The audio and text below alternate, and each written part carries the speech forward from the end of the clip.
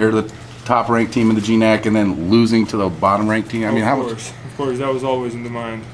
Because, I mean, we already lost to them once and we beat the best team in the GNAC, so we didn't want to do it again, especially 2 games in a row like that. It'd be awful.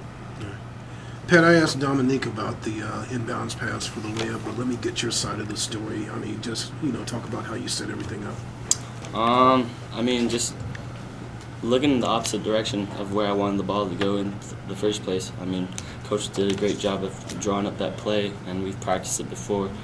It's just a matter of setting good screens and being in the right place at the right time, and Dom was able to get open, and I was able to find him for the layup. I want to ask you about, too, the defensive play there at the end where I think Ola threw the inbounds pass to Ribio, and you just that's probably one of the highest times you probably jumped, this season. And just talk about how you managed to get your hand on the ball and just turn the game over for, make a difference right there at that point. Well, Ravio is one of their main ball handlers, and I knew they were going to try to get it to him so that he can set the team up for what they were trying to do. And I just wasn't going to allow that. I really wanted to get this win for the team and for Dom and Zach for senior night. And I just timed it perfectly, and I got my hand up there and got over him, was able to get the ball. How do you guys enter next week? Because, this week was emotional for you guys. You were going against Western Washington, 30-game winning streak, the conference leader, #1 in the West region, #2 nationally. And, and then you were going against a Simon Fraser team that beat you guys before. So now that you've gone through an emotional week like this, how do you get ready for next week when you got 2 tough road games? I think you prepare the same, really, for every game. And Seattle Pacific is another nationally ranked team, so I think we're going to prepare the same way as we did Western Washington, take that game very seriously, as well as Montana State Billings. That's where our coach is from, so we want to get a win for his hometown. I don't know, we kind of just have to buckle down and practice and focus on the plays that they run and really just study it. Dom, what does it mean to you to walk off this Patty Center court your final time winning? It's very nice. I know I'm kind of sad to not play anymore on this court, but I was happy to go out on a win, and I just thank my teammates for that one right there. Pat, could you just talk about you guys' defensive focus there, probably in the last 2 minutes of the game? Like, what were you guys focusing on defensively? I think our main focus was just having ball pressure and getting in the gaps, not allowing easy penetrations to the hoop, and making sure that we got a body on every rebound. They're a very good rebounding team. Ola is the leading rebounder in GNAC, so we tried very hard to get him off the board, and that was just one of our main focuses right there. Sergej, your ability to not only score down low but to hit from outside, how valuable is that, and how much do you work on your outside game?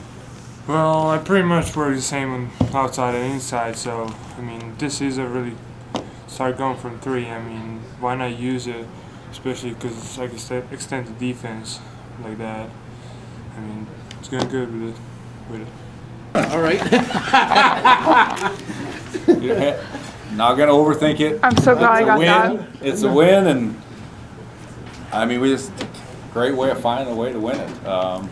When it wasn't very pretty, but no, I'm proud of the guys. It was a great weekend for us, and you can see why we lost to them there. That's the last place team, and they do a great job of competing. My hat's off to how Simon Fraser played today under the circumstances. They're not playing for anything, and we were not very pretty offensively, but our defense, holding to 25 points the second half, our defense was great, especially down the stretch. I was kind of joking, but you guys just love giving people with pacemakers a hard time because 5 games in a row, 3 points or less. I told last second thrillers. Someone that has heart trouble out there can't watch your games. I told them with 2 minutes to go at the timeout, I just said, guys, we know how to do this. We've been in this situation so many times, and it comes down to taking care of the defensive end first, and we did that, and then we get a couple fouls, like a couple free throws, but we got a couple breakaways. We got a couple layups off our defense there the last 3 minutes, and that made a big difference. Pat Voeut made a great play on that pass over his head to tip it. And, I think that was maybe the intentional foul. Or no, that wasn't the intentional one either, I don't think. That was on Dom, huh? But, so, yeah, we just couldn't get going offensively the whole game. We had a couple spurts the first half, but, boy, the second half, both teams, I thought, really played good deep.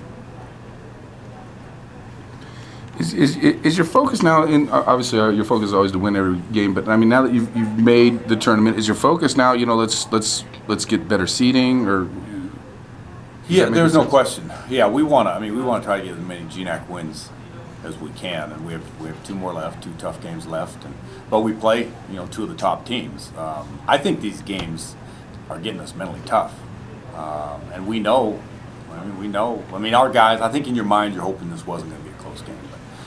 But no, there's no question. We're trying to get as many GNAC wins right now and see what we can do seeding-wise. But it's a great weekend, obviously, beating Western Washington and then finishing Simon Fraser off. Just the fact that Dom and Zach can come off this court as seniors with a win. What does that mean to you as their coach? Well, that's every senior night I've been involved with. That's the goal. It's their night, and it doesn't always work out, but when it does, you're really happy. I mean, it's something they'll remember. And I told them this is a weekend they're never going to forget. I mean, with the win on Thursday, and then obviously if he had lost, it would have soured it. But getting 2 wins and beating Western, just that's a dream senior weekend there. I know you practice free throws a lot, but free throws were critical in this game. I mean, your last points were free throws, so just talk about how you kept your guys composed when they stepped up to the line in pressure situations like that. Well, I mean, we put them in pressure situations in practice, and we shoot free throws a lot, and so no, you try not to say anything. The other night to Pat, I did.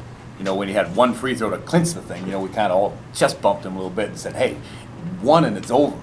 And so usually you don't try to put too much pressure on him, but I thought we shot him great. Andrew Kelly made some big free throws, and then Ronnie Baker's, that was critical there, but we got away with it. But overall, we're shooting, 72% on the year, and I think anything over 70 as a team is good. I'm gonna brag, guys, and I have nothing to do with it because I don't shoot them, but I had a Montana State team lead the nation in free throw shooting. And that's Division 1 out of 300 schools. We shot like 79% as a team for the year. So, I know, being a point guard that is going to get fouled at the end of the game, I know that how important free throws are. So that will be an area that I'll never, neglect. Now, as you know, Danny, the UAA game was our tough stretch. But other than that, knock on wood, it's been good. So.